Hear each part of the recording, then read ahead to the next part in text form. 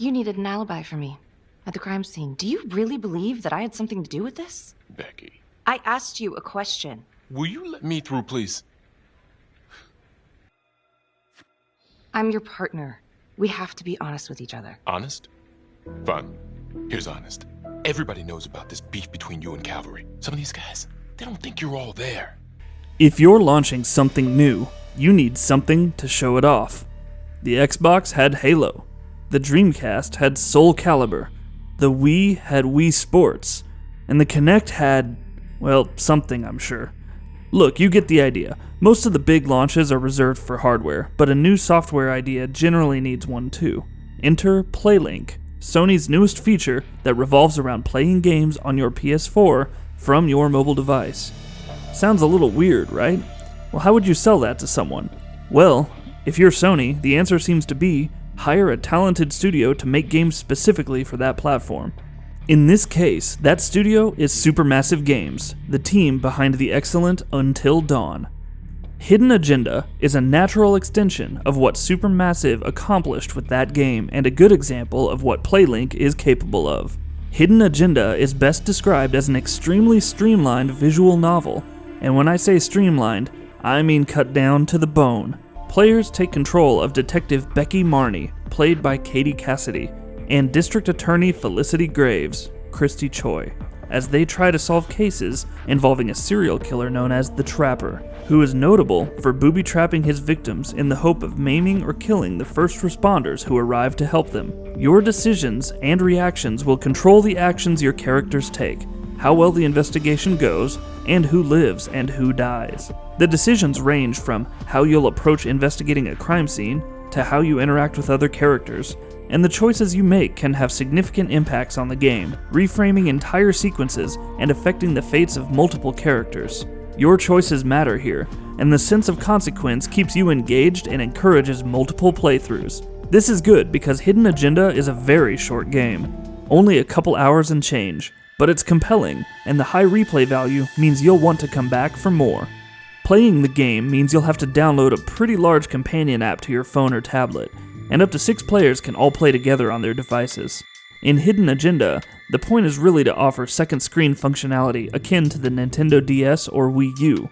In addition to swiping your finger on your phone to make choices and complete QuickTime events that determine how your characters react to certain actions and help them find clues, you'll also gain access to a logbook that tracks character biographies, major choices called ripple effects, and a plot summary of current events, all of which are updated in real time as you play and can be accessed at your discretion. You can play the story in one of 2 different ways, story mode or competitive mode. Story mode is the more relaxed version of the game where all the players work cooperatively and make decisions together. Competitive mode has players actively working against each other. At the start of each chapter, a random player is given an agenda card, which charges them with carrying out a specific objective in that chapter. The thing is, you have to carry out your agenda in secret, while the other players have to figure out who has the agenda and what it is. Because the game operates on majority rule for major decisions, the agenda has to convince the other players to vote a certain way. If your persuasion skills aren't up to the task, you can always play a takeover card and take total control of the situation. The trouble here is, playing a takeover card looks incredibly suspicious, and another player can play another card to take things back. If you've got the agenda, your best bet is to get what you want by stealth and guile, without it looking like you're trying to get it by stealth and guile. The competition also extends to situations where you're searching for clues, as finding them earns you takeover cards. The more you have, the more control you can exert.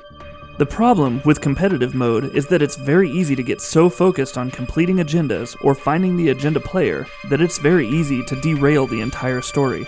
Some of the agenda objectives don't make much sense in context, and while the games often handle choice and consequence well, missing certain clues or making certain choices can result in sequences where it feels like pieces are missing. Story mode solves this problem by removing the agenda system entirely, but at that point, one wonders what the point of the PlayLink system is, as the controller would work better. It's not that the system is bad, but it can be clumsy during timed QuickTime events. And since some of those decisions matter more than others, and there's no chapter select system and no way to undo them without restarting the entire game, any added level of frustration is unwelcome, especially if you screw up on a major decision near the end of the game.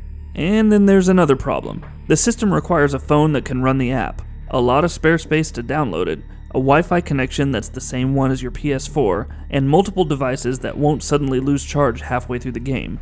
You can see the logistical problems immediately, especially if your home doesn't have very many power outlets. The other major issue is that because you control every decision, the main characters feel undefined. You can play Becky as an uptight, trusting cop 1 minute, and an angry, vengeful one the next. Simultaneously, Grace can be a hyper-serious district attorney in one scene, and a shameless flirt in the other. Even with all these problems, Hidden Agenda is still fun. It's an engaging crime story with solid writing, good performances, and an absolutely gorgeous presentation, all at a budget price. The character models can enter the uncanny valley at times, and the environments occasionally suffer from the contrast with the people, but this is a well-presented, well-done game. I'm not entirely convinced PlayLink is a necessary system, and I wonder how much staying power it has, but I know this. I'll be playing Hidden Agenda again, and I'll probably bring some friends and their phone chargers with me. And that'll be about it for this one. If you guys like what we're doing at GamingBolt, please consider subscribing to our channel, and I'll see you guys on the next video.